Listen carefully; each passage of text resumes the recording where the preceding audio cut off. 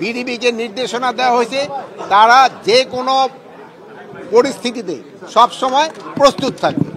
ভারতীয়দের মাথায় হাত, যারা বাংলাদেশে অবৈধভাবে থাইকা টাকা পয়সা ইনকাম করে নিয়ে যাচ্ছিল তাদের মাথায় বাড়ি। আজকে স্বরাষ্ট্র মন্ত্রণালয় থেকে আদেশ হয়েছে বৈধ ডকুমেন্টস ছাড়া কেউ থাকতে পারবে না। বাংলাদেশের অবস্থা ভারতের টার্গেটে পড়েছে বাংলাদেশ, কারণ ভারত যে কোনো মুহূর্তে বাংলাদেশের উপর হামলা চালাতে পারে। তাই আমাদের দেশের প্রত্যেক নাগরিক আমাদের যুদ্ধের জন্য প্রস্তুত থাকতে হবে। তারা একতরফা সবসময় তাদের স্বার্থের ভিত্তিতে তারা সম্পর্কটা তৈরি করেছে। বাংলাদেশের মানুষ বা ভারতের সঙ্গে বাংলাদেশের যে একটা সুসম্পর্ক হতে পারে সেই দিকটাকে তারা একেবারেই অবহেলা করেছে। তাদের ধারণা ছিল অর্থনৈতিকভাবে কি। এবার বাংলাদেশে যেন সুখবর দিলেন স্বরাষ্ট্র উপদেষ্টা। তিনি বলেছেন কোনো অবৈধ নাগরিক বাংলাদেশে থাকতে পারবে না, তাদেরকে চিহ্নিত করে তাড়িয়ে দেওয়া হবে। দর্শক, অবৈধ নাগরিক বলতে আমি বলবো যে সবচেয়ে বেশি মনে ভারতেরই আছেন, যারা শুধু অবৈধ নাগরিক নয়, তারা এই দেশের বড় ধরনের সুবিধা ভোগ করছে। অবশ্যই তাদেরকে এখান থেকে বের করে দেওয়া হবে। তো আমরা দেখবো স্বরাষ্ট্রমন্ত্রী কী বলেছেন এবং এই বিষয়ে নিয়ে কথা বলেছেন তারেক ভাই, তার আলোচনা শুনবো, এরপর বিস্তারিত কথা বলবো। বিসমিল্লাহির রহমানির রহিম। আমি জাফর সরকার, সাবেক সেনা সদস্য। প্রিয় দেশবাসী, প্রিয় বন্ধুগণ, সবাই কেমন আছেন? আজকে আমি কথা বলবো বাংলাদেশ সাধারণ আনসার বাহিনী, বিশেষ করে ব্যাটালিয়ন আনসার বাহিনীকে নিয়ে। অনেকে আমাকে কল দিয়েছেন, অভিনন্দন জানিয়েছেন, দোয়া করেছেন, এবং আমি বাংলাদেশে আসার পর সাধারণ আনসারের সদস্যরা বিভিন্ন জেলা থেকে আমার সাথে সাক্ষাৎ করে গেছেন, যেটা আমি ফেসবুকে পোস্ট করিনি। তাদের কথা আমি শুনেছি, তারাও আমাকে দেখতে এসেছেন, দোয়া করেছেন। আজকেও কয়েকজন ফোন দিয়েছেন, তারা নতুনভাবে চাকরিতে জয়েন করেছেন এবং অনেকেই চাকরিতে জয়েন করার পথে। শুধু বলেছে, স্যার আপনি তো আমাদের বাংলাদেশের সকল সোশ্যাল মিডিয়াগুলো সাধারণ আনসারের বিপক্ষে ছিল, একমাত্র আপনি সাধারণ আনসারের পক্ষে কথা বলেছেন এবং আপনি অনেক কিছু জানেন বিধে আপনার পক্ষে কথা বলেছেন।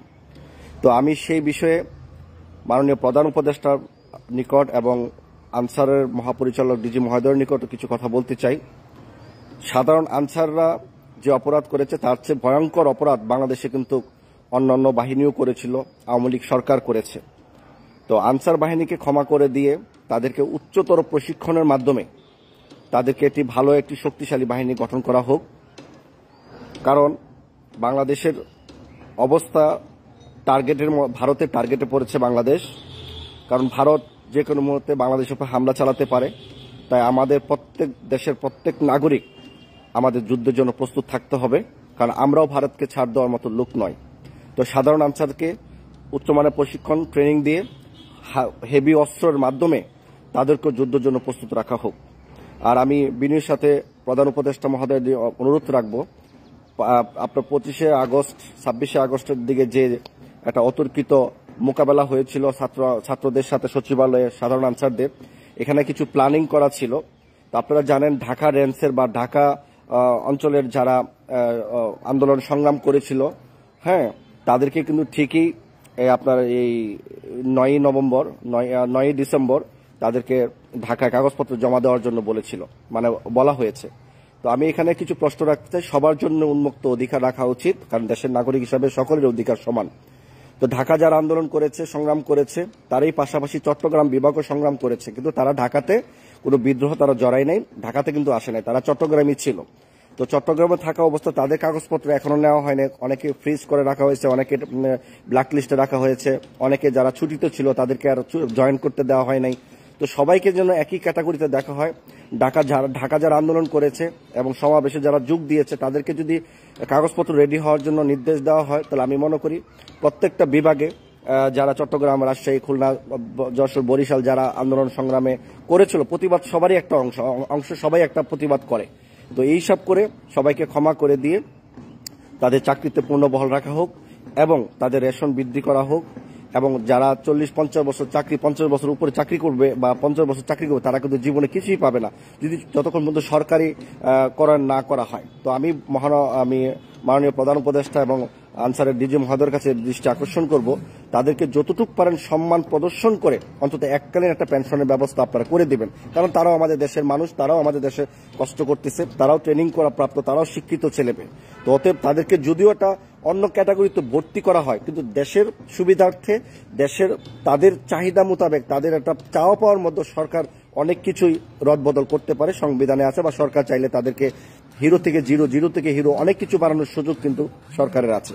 কারণ আমরা সাধারণ আনসারের পক্ষে, আমি আগেও ছিলাম, কারণ সাধারণ আনসারের পক্ষে আমি চাকরি করেছি একসাথে, তাদের ভালো মন্দ আমি দেখেছি। তাই সাধারণ আনসারের প্রত্যেকজন অনেক কষ্টে আছে, অনেক পরিবার কষ্টে আছে, কারণ তাদের এই চাকরিটা ছাড়া কিছুই না। আর আমি আরেকটা বিষয়ে অনুরোধ জানাবো, যারা যে রেঞ্জে বা যে অঞ্চলে তারা ভর্তি, ওই অঞ্চলে যেন তাদেরকে চাকরিটা ফিক্স করা হয়, ওই অঞ্চলে যেন তারা চাকরিটা করতে পারে। কারণ দেখা গেল আমার বাড়ি হচ্ছে ঢাকা, আমি যদি রাজশাহীতে চাকরি করি, আমি যদি হিলটেক্সে চাকরি করি, তার আসা যাওয়া খরচ বাবদ অনেক টাকা পয়সা খরচ হয়ে যাবে, কারণ তারা সীমিত বেতন। এবং তার উপরে আরেকটা প্রবলেম হচ্ছে, তারা ছুটিতে আসতে গেলে পিসি এপিসি তাদেরকে বাধ্যতামূলক ঘুষ দিতে হতো, তাহলে তারা ছুটি দিবে না, ছুটি লিভ কার্ড অফিসারদের কাছে নিয়ে যাবে না, এরকম একটা দুর্নীতি তারা করতে, এমনি অসহায়ের মধ্যে তারা থাকে।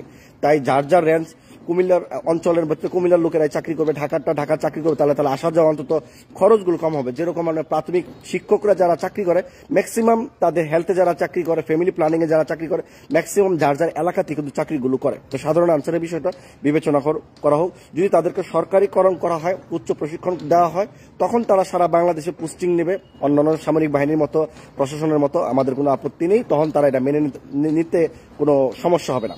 তো আমি ভারতের এই লাইফটা করার উদ্দেশ্য হচ্ছে, ভারতের যুদ্ধের জন্য আমাদের সকলকে প্রস্তুত থাকতে হবে। আমরা কিন্তু ভারতকে ভয় পাই না। বাংলাদেশে 18 কোটি মানুষের মধ্যে 10 থেকে 12 কোটি লোকই আমাদের স্বয়ংসম্পূর্ণ যোদ্ধা। 10 বছরের ছেলেরা আমরা ভারতের বিপক্ষে যুদ্ধ করার মতো ক্ষমতা আমরা রাখি। হ্যাঁ, ভারতে অনেক শক্তিশালী রাষ্ট্র, বড় রাষ্ট্র, এটা মানি। কিন্তু গতকালকে একটি লাইভের মধ্যে আমরা একটা দেখেছি, ভারতের তাদের যুদ্ধের যে নকশাগুলো আঁকতেছে, বাংলাদেশে সাবমেরিন কয়টা, বাংলাদেশে যুদ্ধ বিমান কয়টা, বাংলাদেশে এয়ারক্রাফট কয়টা, বাংলাদেশের ট্যাঙ্ক কয়টা, বাংলাদেশের মানে অস্ত্র গোলা বারুদ কি ভারতের চাইতে অনেক কম। এগুলো দেখায় আমাদেরকে চোখ খুলে দেওয়া হয়েছে যে ভবিষ্যতে আমাদের কি করণীয়। মাননীয় প্রধান উপদেষ্টার কাছেও বলবো, আমাদের পৃথিবীর অত্যাধুনিক মিনিমাম 10 থেকে 15টা ফাইটার বিমান কিনতে হবে, আরো 100-র উপর আমাদের মানে অত্যাধুনিক ট্যাঙ্ক আমাদের কিনতে হবে, এবং আমাদের আপনার ড্রোন, বিশ্বের সেরা ড্রোনগুলো আমাদের বাংলাদেশে কিনতে হবে। কারণ সমস্ত দেশে যদি উন্নত মান থাকতে পারে, আমাদের দেশে কেন থাকবে না। এবং আমাদের এয়ারক্রাফট, যুদ্ধের এয়ারক্রাফটগুলো আমাদের উন্নয়ন করতে হবে, আরো করতে হবে। সাবমেরিন প্রয়োজনে আরো 4-5টা আমাদের কিনতে হবে। ভারত বড় রাষ্ট্র হতে পারে, কিন্তু ভারতকে আমরা ভয় পাই না, কারণ আমাদের দেশের প্রত্যেকটা মানুষ যোদ্ধা। ভারত কোনো রাষ্ট্রের সাথে এই পর্যন্ত যুদ্ধ করে বিজয় হয়েছে কিনা আমাদের সন্দেহ আছে, কিন্তু আমরা কিন্তু পাকিস্তানের সাথে যুদ্ধ করেছি।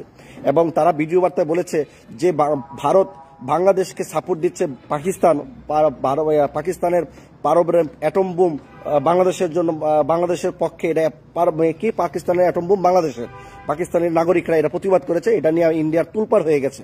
তো সেটাই বলেছে যে 1971 সালে যুদ্ধের সময় পাকিস্তানিরা পরাজিত হয়েছে ভারতের হাতে। এগুলোকে আপনারা বিশ্বাস করেন? 1971 সালে আমাদের বাংলাদেশিরা যুদ্ধ করেছিল, ভারত আমাদেরকে সহায়তা করেছে, তারা তাদের জায়গাতে আশ্রয় দিয়েছে। স্বয়ংসম্পূর্ণভাবে যুদ্ধ কিন্তু ভারত করে নাই, তাদের এলাকা থেকে যারা সাপোর্ট দেওয়ার দিয়েছিল। কিন্তু যুদ্ধের সময় একটি রাষ্ট্রের সাপোর্ট প্রয়োজন, আত্মসমর্পণ সাক্ষী হিসাবে, সেটা কিন্তু ভারত সাক্ষী হিসাবে। পাকিস্তান যখন আত্মসমর্পণ করে তখন কিন্তু তারা সাক্ষী সই করেছিল, অতটুকুই। এখন বলেছে তারা পাকিস্তানকে পরাজিত করেছে 1971 সালে। যুদ্ধ কিন্তু বাংলাদেশিরা করেছে, আমরা পরাজিত করেছি পাকিস্তানকে। অথচ এই পাকিস্তানের কাছেই 1965 সালে, 1965 শিয়ালকোট, আপনার যে শিয়ালকোট মানে বর্ডারে ভারতের কঠিন পরাজয় হয়েছিল পাকিস্তানের কাছে। তখনকার বাংলাদেশের ক্যাপ্টেন মেজর জিয়া রহমানের নেতৃত্বে ভারতের 104টা ট্যাঙ্ক ধ্বংস করা হয়েছিল। ভারত যে কি বীর দল, হ্যাঁ বড় হতে পারে, সামরিক শক্তি থাকতে পারে, তাদের সাহসিকতা ইতিহাস থেকে মানুষ জানে। পাকিস্তানের কাছে পরাজিত, পাকিস্তান বাংলাদেশের কাছে পরাজিত। প্রতিনিয়ত বাংলাদেশকে যুদ্ধে লিপ্ত করতেছে, পার্বত্য চট্টগ্রাম পাহাড়িদেরকে উস্কানি দিচ্ছে, মায়ানমারদেরকে উস্কানি দিচ্ছে, বাংলাদেশের সাথে যুদ্ধ লিপ্ত হয়ে বাংলাদেশকে একটা খারাপ রাষ্ট্র, দুর্বল রাষ্ট্র এবং একটা ধ্বংসাত্মক রাষ্ট্র পরিণত করার জন্য। ভারত কখনোই বাংলাদেশের বন্ধু রাষ্ট্র ছিল না। আমরা ভারতকে বন্ধু রাষ্ট্র মানতে চাই, কিন্তু তারা সবসময় ক্রিমিনালি একটা ল মাইন্ড তাদের থাকে। শুধু একটা কথা, হিন্দুত্ববাদী রাষ্ট্র, বাংলাদেশ সাম্প্রদায়িক দাঙ্গা লাগায়, হিন্দুদেরকে মারতেছে, কাটতেছে। অথচ এই যে ইসকনের হাতে যে আমাদের একজন আইনজীবী হত্যা হলো সাইফুল ইসলাম, এটা নিয়ে কিন্তু ভারতের মিডিয়াতে কোনো প্রচার নেই। ভারতের একটা নাগরিক যদি বাংলাদেশের একটা হিন্দুর উপর আচরণ পরে, ওটা পার্লামেন্ট গরম হয়ে যায়। এত সহজে তাদের পার্লামেন্টে কিভাবে খবর যায়? একটা নাগরিকের সমস্যা হলে ভারতে এত বড় একটা রাষ্ট্রের পার্লামেন্টে মানে কিভাবে খবরগুলো যায়, এগুলো কিন্তু ভাবতে হবে যে বাংলাদেশে তারা কিভাবে অবজার্ভ করতেছে, কিভাবে একটা সাম্প্রতিক দাঙ্গা ইস্যু লাগানোর কথা বলতেছে। ভারতের হাজার হাজার মুসলিমকে তারা নির্বিচারে হত্যা করতেছে, দাড়ি কেটে ফেলতেছে, মানে জয় শ্রীরাম বলাচ্ছে। কই আমাদের পার্লামেন্টে, বাংলাদেশের পার্লামেন্টে কোনো আন্দোলন সংগ্রাম হয় না? তো ভারত কেন এত ফাল পারতেছে? ওই যে আরেক আছে স্টুপিড আর বাংলা টিভির ওই যে কি ময়ূর রঞ্জন দাস নাচানাচি করে, বাংলাদেশ বাঁচবে না, বাঁচবে না বাংলাদেশ। আমি আজ কথা বলবো না, আজ আমি চিৎকার করবো না, আমি আজ নীরব, আমি শিহরিত, আমি আজ মানে কি জানি একটা মলম বিক্রেতা আছে না, ওই যে পিন পিন পিন পিন করে কথা বলে, এই শালার বেটা টিভি চ্যানেলে এই ধরনের দেখাচ্ছে বাংলাদেশ ধ্বংস হয়ে যাবে, বাংলাদেশ থাকবে না, মানচিত্র থাকবে না, কত ধরনের কথা বলে। আর একবার যুদ্ধ করে দেখ, ভারতকে বলি আমরা যুদ্ধ করে দেখ বাংলাদেশ কি জিনিস। বাংলাদেশ কিন্তু একটা অত বড় রাষ্ট্র, আমরা তো এখন পর্যন্ত কোনো লোক কোনো হাতে পায়ে ধরে নাই, কান্নাকাটি করে নাই যে ভারতের সাথে আমরা যুদ্ধ করে পারবো না, ভারত আমাদেরকে ক্ষতি করবে। এখন পর্যন্ত বাংলাদেশে কেউ মায়া কান্না করছে? মায়া কান্না করলে কিন্তু ভারত থেকেই আসতেছে, কলিকাতা থেকে, আসাম থেকে, ত্রিপুরা থেকে, বিভিন্ন থেকে মায়া কান্না আসতেছে। বাংলাদেশের মানুষ ভারতে চিকিৎসা না নিলে, বাংলাদেশের মানুষ ভারতে ঘুরতে না গেলে ভারতের মানুষের অবস্থা কি হয়? আর তোমরা আমাদেরকে পেঁয়াজ দিবা না, চাউল দিবা না, তেল দিবা না, চিনি দিবা না, এগুলো আমাদের দরকার নাই। আমাদের দেশে টাকা আছে, আমরা বিভিন্ন দেশ থেকে কিনে খেতে পারবো। হ্যাঁ, বন্ধুত্ব হিসাবে তোমরা গিভিং টে কিছু নিবা, কিছু দিবা, আমরা ভারতের সাথে সম্পর্ক রাখবো। যুদ্ধ যদি জড়াও আমরা যুদ্ধ করব, মনে রাখো না। তোমার বড় বড় পৃথিবীর বড় বড় অনেক রাষ্ট্রগুলো কিন্তু ধ্বংস হয়ে গেছে ছোট ছোট রাষ্ট্রের সাথে যুদ্ধ করে। এই কথাটা আমি একটু মনে করে দিই। এখন ট্রান্সলেশন মানে এগুলো খুঁজে বের করুন, বড় বড় রাষ্ট্রের সাথে কোন কোন ছোট রাষ্ট্র যুদ্ধ করছে। সমস্ত ছোট রাষ্ট্র এখন একসময় বিজয়ী হয়েছে। তত আমাদের 18 কোটি মানুষ আমরা ঐক্যবদ্ধ আছি, মেয়ে ছেলে না, আমরা সবাই যুদ্ধ করতে রাজি, আমরা সবাই যুদ্ধ করব, যুদ্ধ করতে জানি। যেমন আমি সামরিক বাহিনীতে ছিলাম, আমি এলএমজি ম্যান ছিলাম, আমার এক একটা এলএমজিতে প্রতি মিনিটে 600 রাউন্ড গুলি করার ক্ষমতা আমি রাখি। যুদ্ধে প্রয়োজন আবার যাব, হাজার হাজার লক্ষ লক্ষ আমাদের যোদ্ধা। 5 কোটি লোকের উপর যদি আমরা যুদ্ধ করি, 5 কোটি লোকের উপর যদি আমাদের হাতিয়ার সরকার তুলে দেয়, তাহলে আমরা ভারতের সাথে যুদ্ধ করতে পারবো না কেন? পাকিস্তান আমাদের সাপোর্ট না দেখ, চায়না সাপোর্ট না দেখ, তারপর তারা আমাদেরকে ভারতের বিপক্ষে হাত থেকে বাঁচানোর জন্য আজকে করবে। আজকে যদি পাকিস্তান যদি আমাদেরকে সাপোর্ট না দিত, পাকিস্তান যদি বাংলাদেশকে ভাই মনে না করতো, তাহলে এতদিন বাংলাদেশের মানচিত্র ভারতের পেটে চলে যেত। অথচ আমরা ভারতকে আমরা বন্ধু রাষ্ট্র হিসাবে মানতে চাই, অথচ ভারত আমাদের প্রতিনিয়ত ধ্বংস করতেছে। তাই মাননীয় প্রধান উপদেষ্টা এবং আনসারের ডিজি মহোদয়ের দৃষ্টি আকর্ষণ করছি, সাধারণ আনসারের দিক নির্দেশনাগুলো ক্ষমা করে, তাদের সমস্ত বিবেচনা, তাদের পরিবারের কথা বিবেচনা করে, তাদেরকে ক্ষমা দৃষ্টি করে, তাদেরকে উচ্চ সামরিক প্রশিক্ষণ দিয়ে সবসময়ের জন্য সেনাবাহিনী, নৌবাহিনী, বিমান বাহিনীর মতো একদম 24 আওয়ার্স তাদের যুদ্ধের জন্য প্রস্তুতি রাখার আহ্বান জানাচ্ছি এবং অনুরোধ জানাচ্ছি। তো আনসার বাহিনীকে ক্ষমা। আসসালামু আলাইকুম। ভারতীয়দের মাথায় হাত, যারা বাংলাদেশে অবৈধভাবে থাইকা টাকা পয়সা ইনকাম করে নিয়ে যাচ্ছিল, তাদের মাথায় বাড়ি। আজকে স্বরাষ্ট্র মন্ত্রণালয় থেকে আদেশ হয়েছে, বৈধ ডকুমেন্টস ছাড়া কেউ থাকতে পারবে না, এবং বিশেষ অভিযান চলবে। আমি আপনাদেরকে বলছি, যে সকল ইন্ডিয়ান অবৈধ নাগরিক বাংলাদেশে থাকে, অবৈধ বলতে কি, আপনারা হলো এখানে চাকরি করতেছে, ওয়ার্ক পারমিট নাই, ওয়ার্ক পারমিট ছাড়া যারাই আছে তাদের ইনফরমেশনগুলো আপনারা দেন, এগুলোর বিরুদ্ধে ব্যবস্থা গ্রহণ শুরু। আর কোনো অবৈধ, এবং এরা কি করে জানেন, ট্যাক্স ফাঁকি দিতে এদের বাড়ি ভাড়া কম দেখায়, ট্যাক্স ফাঁকি দিকে বেতন কম দেখায়। এই ধরনের যত কালপ্রিট আছে সবগুলোর মাথায় বাড়ি। স্বরাষ্ট্র দপ্তর থেকে উপদেষ্টা নির্দেশ করছে, আর অবৈধরা এখানে থাকতে পারবে না। হাসিনা বাংলাদেশটারে কি অবস্থায় নিয়ে গেছিল, যে এইখানে যত প্রকল্প আছিল এগুলোর এই কর্মী কামলা সবই নিয়ে আসতো ইন্ডিয়া থেকে। মনে হয় ইন্ডিয়া এর বাপের বাড়ি, আর না হয় শ্বশুর বাড়ি। এই জন্য ইন্ডিয়ানদেরকে নিয়ে এসে কাজ করতো। এখন মাথায় বাড়ি। আমরা যে ইন্ডিয়ান স্টাফ, অবৈধ স্টাফদের এক্সপেল করার কথা বলতেছিলাম, আজকে সেই অভিযান আজকে থেকে শুরু, এবং খবর আছে আমরা পাইলেই এদের পাছায় বাড়ি দিব, কোনো কথা নাই। এবং ইন্ডিয়ানদেরকে বলি, ভালোই বাংলাদেশ ত্যাগ করো, ঠিক আছে? দেখো, বাংলাদেশের নাগরিককে তোমরা সীমান্তের কাছে গেলে গুলি করে মারো, আর তোমরা তো সীমান্তের ভিতরে ঢুকে আসো, তোমাদের কপালে কি আছে বলো? বাংলাদেশের মানুষ কতটা মানবিক, তোমাদের মাথায় কেউ বাড়ি দেয় না। এখান থেকে টাকা পয়সা নিয়ে যাও, আর ভাব দেখাও, ফুটানি দেখাও যে হ্যাঁ অ্যাটম বম আছে, অ্যাটম বম তোমরা ললিপপ আকারে চুষে খাও, কোনো সমস্যা নাই। স্পষ্ট কথা, ভারতের আগ্রাসনের বিরুদ্ধে আমাদের এই লড়াই অন্যতম উচ্চতায় যাবে, এবং সবাই প্রস্তুত থাকেন। কেউ ভারতের আগ্রাসনের পক্ষে যদি কথা বলে, ভারতের দালালি করে, তার জায়গায় বাংলাদেশে হবে না। সকল রাজনৈতিক দল থেকে ভারতের দালাল যে সকল নেতা আছে এদের ডিমোশন হবে, এদেরকে পদচ্যুতি করানো হবে। কিভাবে করব সেই প্ল্যান আমাদের আছে। ভারতের দালালরা সর্বোচ্চ পদে থাকতে পারবে না, এবং যারা ভারতের বিরুদ্ধে লড়াই করতেছে তাদেরকে গুরুত্বপূর্ণ নিয়ে যাওয়ার জন্য আমরা লড়াই করব। আমাদের এই লড়াইটা সেই জায়গায় চলবে। আপনারা আমাদের আগ্রাসন বিরোধী লড়াইয়ের এটাই একটা মোটো, যে আমরা একটা কমিউনিটি লড়াই করব, এটা কোনো দলের লড়াই না। সামগ্রিকভাবে আগ্রাসনের বিরুদ্ধে যোদ্ধা যারা, তারা সুপ্রিম জায়গায় থাকবে, এবং যারা ভারতের দালাল হিসেবে পরিচিত তাদেরকে আমরা ডিমোশন করাবো। এখন থেকে সবাই নতুন মাত্রায় উদ্যমী হন। ভারতের পণ্য বর্জন চলবে, ভারতের সেবা বর্জন চলবে, এবং ভারতের আগ্রাসনের বিরুদ্ধে লড়াই চলবে। সীমান্তে নাগরিক হত্যার বিষয়ে আমরা পুরস্কার ঘোষণা করেছিলাম যে এই খুনিদেরকে কেউ মারতে পারলে 2 লাখ টাকা পুরস্কার দেব। আজকে আবারও বলতেছি যে কোনো বিডিআর সদস্য যদি খুনি বিএসএফ যে আমাদের নাগরিককে হত্যা করবে তাকে যদি ফেলতে পারে, তাহলে তাকে শুধু 2 লাখ টাকা না, তার জীবনের ক্যারিয়ার ড্রাফট আমরা বদলায় দেব। আমরা বলতেছি কীভাবে করব সেটা আমি বলতেছি। এইটা এমন হতে পারে না একটা রাষ্ট্র আজীবন শুধু গুলি খাওয়া যাবে। 16 বছরে 1120 জন মানুষ মারা গেছে, এটা কি আজীবন চলবে? আজীবন চলবে না। এখন থেকে পাল্টাপাল্টি। এবং ওই যে বলে না যে আমাদের আহ্বায়ক কর্নেল মিয়া মুশিউজ্জামান সাহেব যখন সিলেটে ছিলেন, তখন একজন বাংলাদেশি নাগরিককে হত্যা করার জন্য 2 জনকে ওইখানে শাস্তি দেওয়া হয়েছিল। সেই কাজটি ইস্টাবলিশ করতে হবে, কোনো কথা নাই। আগ্রাসনের বিরুদ্ধে লড়াই হবে, এবং সেই লড়াই আমাদেরকে জিততে হবে। বাংলাদেশের নাগরিকদেরকে এইভাবে মারবে, আমরা চুপ করে যাব, সহ্য করে যাব যে বড় একটা দেশ মারতেই পারে, এইটা আর চলবে না। এটা অন্য ছোট দেশ ভুটান, নেপাল, তারা কি আচরণ করে, বাংলাদেশ সেম একই আচরণ করবে।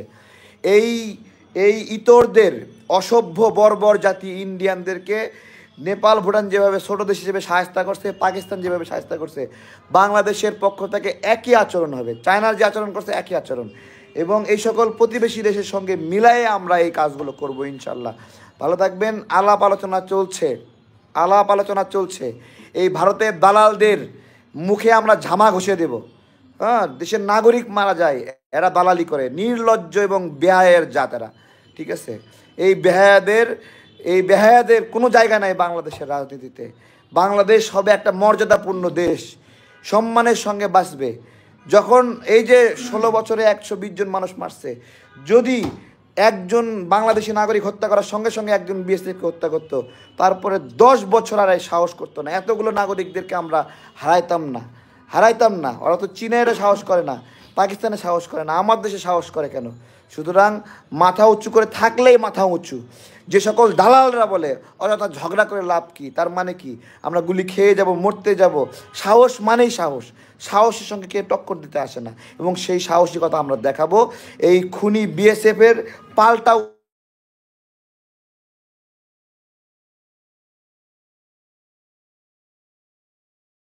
ফেলানিকে হত্যা করার পরে এই ইতরগুলো অসভ্য এবং নিচু জাত, শিক্ষা দীক্ষা নাই, মাতাল মদ খেয়ে উল্টা হয়ে থাকে এই জাত। বিচারক কি বলে জানেন? ফেলানিকে সরল বিশ্বাসে হত্যা করেছে, এটা নাকি হত্যার উদ্দেশ্যে নাকি গুলি করে নাই। এই কুকুরের জাত ইন্ডিয়ানদেরকে সম্মান করে কথা বলতে হবে না। এখন থেকে লড়াই হবে। কেউ যদি পাল্টা উত্তর দিতে পারে কোনো বিডিআর সদস্য, একবারে সোজা কথা, 2 লক্ষ টাকা পুরস্কার, এবং তার ক্যারিয়ার চাকরি থেকে যদি বাদ দেয়, বাকিটা আমরা দেখবো ইনশাল্লাহ রাজনৈতিকভাবে। আসসালামু আলাইকুম। কিভাবে করেছিল? তার এক পুতুল সরকার শেখ হাসিনাকে ক্ষমতায় আসীন করে সে 15 বছর ধরে ভারত আমাদের থেকে সবকিছু নিয়ে গেছে, কিন্তু বিনিময়ে আমাদের এক ফোঁটা পানি পর্যন্ত দেয়নি। তো আজকে বাংলাদেশের মানুষের সামনে ভারতের যে পরিচিতি, ভারত যে বাংলাদেশকে কিভাবে দেখে, এটা পরিষ্কার হয়ে গেছে। কারণ দেখেন, ভারত সবসময় একটা ভেস্টেড ইন্টারেস্টে বাংলাদেশের সঙ্গে সম্পর্ক রেখেছে। এটা শুরু হয়েছে 1947 সাল থেকে। এই অংশটাকে তারা বাধ্য হয়ে দিয়ে দিয়েছিল পাকিস্তানের সঙ্গে, যে টু নেশন থিওরির মাধ্যমে পাকিস্তানের সঙ্গে বাংলাদেশ চলে গেছে। যেটাকে পূর্ব বাংলা বলা হতো সেই সময়, পরবর্তীতে ইস্ট পাকিস্তান হয়েছিল, এবং এখন বাংলাদেশ। সেই বাংলাদেশকে ভারত সবসময় তাদের নিজের স্বার্থ সিদ্ধির একটা উপাদান হিসেবে দেখেছে। তারা বাংলাদেশকে একটা স্বতন্ত্র, একটা স্বাধীন সার্বভৌম রাষ্ট্র হিসেবে কখনোই দেখেনি, এবং বাংলাদেশের নাগরিককে তারা কখনোই সেই সম্মানটাও প্রদর্শন করেনি। তার বহু প্রমাণ আমরা আমাদের সামনে এখন উন্মোচিত হয়ে গেছে।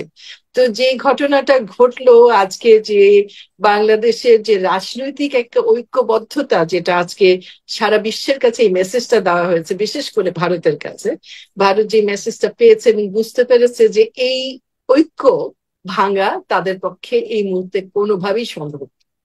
তো এখন যেটা, ফজলুর রহমান ভাই আমার অত্যন্ত শ্রদ্ধেয়, আমাদের আজকে যিনি আমাদের সঙ্গে সহ আলোচক হিসেবে আছেন, তিনি খুব সুন্দরভাবে এক্সপ্লেন করেছে যে ভারতের যে নীতিগুলো, তারা যে চাণক্য পদ্ধতি ব্যবহার করে আরেকটা দেশকে শোষণ করে, এবং তারা কখনো তাদের নেবারকে একটা ইকুয়াল ফুটিং এ সম্মানও করে না, দেখতেও চায় না। তারা সবসময় একটা, আমরা জানি তাদের যে হেজিমনিক যে ফিলসফি, যে তাদের যে আগ্রাসন, তারা সবসময় গ্রাস করে নিতে চেয়েছে, বাংলাদেশকে গ্রাস করেছে।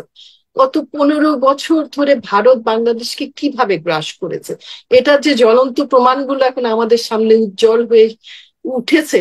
তো আমরা তো সবাই জানি ভারত কি। সেই জন্য আজকে যে রাজনৈতিক যে একটা ইউনিটি তৈরি হয়েছে বাংলাদেশ, এটা যে কত গুরুত্বপূর্ণ, এবং এই যে ভারতের নানান প্রচেষ্টা, এইটাকে যে ব্যর্থ করা হচ্ছে এই যে ন্যাশনাল ইউনিটির কারণে, এটা আমাদের জন্য একটা গৌরবের বিষয়। এবং এই ইউনিটি, এই ঐক্যবদ্ধতা আমাদের ধরে রাখতে হবে, এটা কিন্তু খুবই গুরুত্বপূর্ণ। কারণ ভারত কিন্তু এখনই এখনই দমে যাবে না, ভারত আরো চেষ্টা চালাবে এই দেশকে ভাঙা। এটা এই সময়ের সঙ্গে আমি আগেও আলোচনায় বলেছি, আরেকবার বলি, যে 75-এর পরবর্তী সময়ে যে পরিস্থিতি ছিল, আজকে যে পরিস্থিতি কিন্তু একই রকম। তখনও ভারতের অধীনস্থ একটা সরকারকে পরাস্ত করে একটা নতুন প্রক্রিয়া বাংলাদেশে শুরু হয়েছিল। তখনই প্রথমবার স্বাধীনতার পরে, 77-এর পরে একটা গণতন্ত্রের উত্তরণের প্রক্রিয়া চালু হয়েছিল, যেখানে জিয়াউর রহমান সাহেব উদ্যোগ নিয়েছিলেন, তার নেতৃত্বে বাংলাদেশে গণতন্ত্র ফিরে এসেছিল। সেই সময় আমরা জানি যে ভারতের পক্ষ থেকে নানান রকমের কি বলবো, থ্রেট থেকে শুরু করে পিছন থেকে লেলিয়ে দেওয়া নানান রকমের কু, মানে যে একটার পর একটা কুদেতা আপনার তখন সংগঠিত করবার প্রচেষ্টা চলেছিল। শেষ হয়েছিল জাল এয়ারলাইন্সের, যেদিন ফ্লাইটটাকে হাইজ্যাক করে ঢাকা এয়ারপোর্টে আনা হয়েছিল, তখন এয়ারফোর্সের একটা শেষ একটা আপনার প্রচেষ্টা চালানো হয়েছিল। এটা ফজলুর রহমান সাহেব ভাই হয়তো আমাদের আরো সুন্দর করে পরিষ্কার ভাবে বলতে পারবেন। তো ভারত কখনোই আমাদের বন্ধু হিসেবে আসেনি। তো ভারতের ব্যর্থতার একটা জায়গা আমি আপনাকে বলতে চাই, সেটা হচ্ছে যে তারা পিপল টু পিপল রিলেশন তৈরি করতে কিন্তু ভারত তো ব্যর্থ হয়েছে। এই বিশেষ করে মোদী সরকারের সময় আমাদের যে পিপল টু পিপল রিলেশনশিপটা গড়ে উঠতে পারতো ভারতের নাগরিকের সঙ্গে, বিশেষ করে পশ্চিম বাংলার নাগরিকদের সঙ্গে আমাদের যে একটা একটা সম্পর্ক তৈরি হতে পারতো, কারণ আমাদের ভাষাগত যে সাদৃশ্যতা আছে বা সাংস্কৃতিকও কিছু সাদৃশ্যতা আছে, সেইগুলোকে যদি তুলে ধরে তারা করতে পারতো, কিন্তু এটা করতে তারা ব্যর্থ হয়েছে। তারা একতরফা সবসময় তাদের স্বার্থের ভিত্তিতে তারা সম্পর্কটা তৈরি করেছে। বাংলাদেশের মানুষ বা ভারতের সঙ্গে বাংলাদেশের যে একটা সুসম্পর্ক হতে পারে, সেই দিকটাকে তারা একেবারেই অবহেলা করেছে, যার ফলে ভারতের সঙ্গে আমাদের সম্পর্কের আজকে এই পরিস্থিতি দাঁড়িয়েছে। ভারত ভিসা বন্ধ করে দিয়েছে, কিন্তু ভারত ব্যবসায়িক ভাবে ভীষণভাবে ক্ষতিগ্রস্ত হচ্ছে। আজকে ভারতের ব্যবসায়ীরা, বিশেষ করে কলকাতার হাসপাতালগুলো, হোটেলগুলো, তারপরে দোকানপাটগুলো বাংলাদেশি ক্রেতাদের, খদ্দেরদের পাচ্ছে না বলে হাহুতাশ করছে। তো বাংলাদেশিরাও কিন্তু এখন নিজেদের সঙ্গে মানিয়ে নিচ্ছে, তারা বুঝতে পারছে। এবং যে রাজনৈতিক যে পদক্ষেপের কথা বললেন, যে বিএনপির তরফ থেকে রিজভী সাহেব যে পদক্ষেপ নিয়েছেন, এটাও একটা একটা মানে কি বলবো, একটা গণমানুষের সঙ্গে থাকার একটা পদক্ষেপ। যে ভারত বিরোধী যে মানুষের চিন্তা, আমরা বাংলাদেশের প্রত্যেকটা সাধারণ মানুষ বুঝতে পারে যে ভারত কি চায়। বাংলাদেশে কোনো গণতান্ত্রিক একটা সুষ্ঠু প্রক্রিয়া থাকুক সেটা তারা চায় না। তো জি সাহেব কিছু বলছিলেন জি। হ্যাঁ হ্যাঁ, না মানে ব্যাপারটা কি এরকম পর্যায়ে চলে আসলো কিনা, সকল তাদের ষড়যন্ত্র ব্যর্থ হয়েছে। এখন জনগণও মোটামুটি ভারতের প্রতি যে একটা রিয়াল অপছন্দ বলুন, ঘৃণা বলুন, সেটার বহিঃপ্রকাশ শুরু হয়ে গেছে। কারণ এর আগে তো একটা পলিটিক্যাল স্ট্যান্ড ছিল, কিন্তু হুম এখন এই যে ঘৃণার বহিঃপ্রকাশ, যেমন আমাদের উপর আক্রমণ করা হয়েছে, বিশেষ করে আগরতলায় যে উপ হাইকমিশনার, সেখানে আক্রমণ করা হয়েছে, বাংলাদেশের পতাকা পুড়িয়ে দিয়েছে, কতটা অফেন্সিভ একটা কাজ হয়েছে। অবশ্য যখন বাংলাদেশের ইউনিটি দেখেছে তারপরে কিন্তু তারা কিছু পদক্ষেপ নিয়েছে বলে আমি শুনেছি। এই যারা নাকি এই দুষ্কর্মের সঙ্গে বা তারা বলতেছে এইসব কর্মকাণ্ডের সঙ্গে জড়িত ছিল তাদের একটা লিস্ট বানিয়েছে এবং বেশ কিছু লোককে হয়তো তারা, আমরা শুনেছি যে তাদের গ্রেফতার করতে চেষ্টা করছে সরকার এবং করেছেও কয়েকজনকে।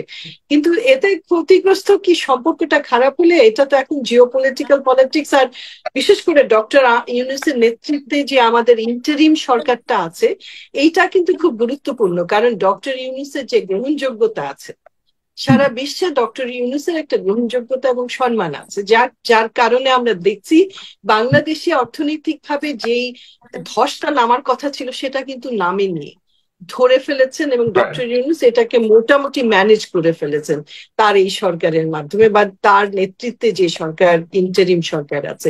তো সুতরাং ইন্ডিয়াও বুঝতে পারবে, আমি নিশ্চিত যে ইন্ডিয়াও আস্তে আস্তে বুঝতে পারছে যে এখন যে বাংলাদেশে যে নতুন যে মানে উজ্জীবন, যে নতুন যে উদ্যোগ বা যেভাবে বাংলাদেশ যে উজ্জীবিত হয়েছে, এই অবস্থায় যতই ষড়যন্ত্র 24-এর 5ই আগস্ট এমন একটা পরিবর্তন হবে, এটা যেমন তাদের ধারণার বাইরে ছিল, তারা কিন্তু ভাবেনি, কখনো ধারণা করতে পারেনি, সেটাও যেমন তাদের ভেস্তে গেছে, ব্যর্থ হয়েছে। এর পরবর্তীতে আবার ডক্টর ইউনূসের মতো মানুষ এই সরকারের প্রধান হিসেবে দায়িত্ব গ্রহণ করবে, সেটাও তাদের ধারণা বাইরে।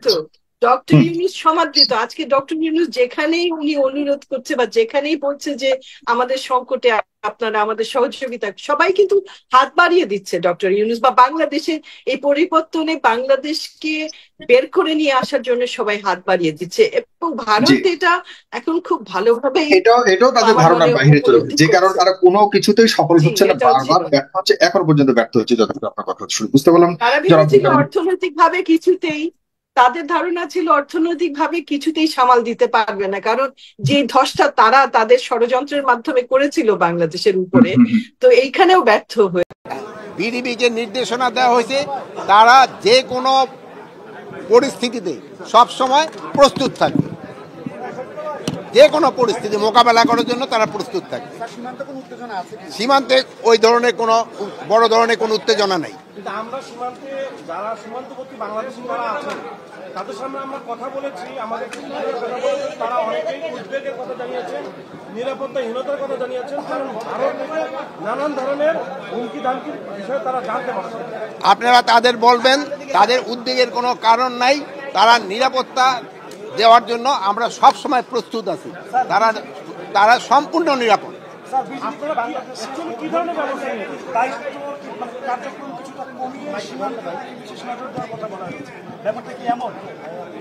বিজিবি সব ধরনের কাজই করবে, আভ্যন্তরীণও কাজ করবে এবং বর্ডারও কাজ করবে, যেহেতু তাদের সে যে অবজেক্টিভ যেটা আছে ওটার ভিতরে দুটোই আছে।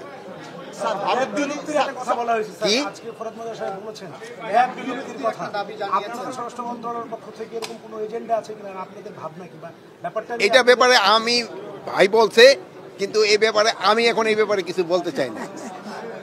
স্যার, ভারত যদি সীমান্তে উত্তেজনা ছড়ায় তাহলে আপনার নির্দেশনা কি থাকবে বিজেপি?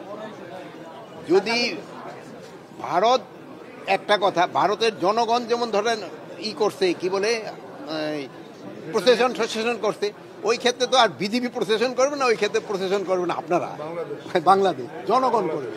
আর যদি বিএসএফ এর থেকে কোনো ধরনের উত্তেজনা বা অন্যরকম কোনো কিছু হয়, ওটার প্রতিকার করবে হলো বিজেপি।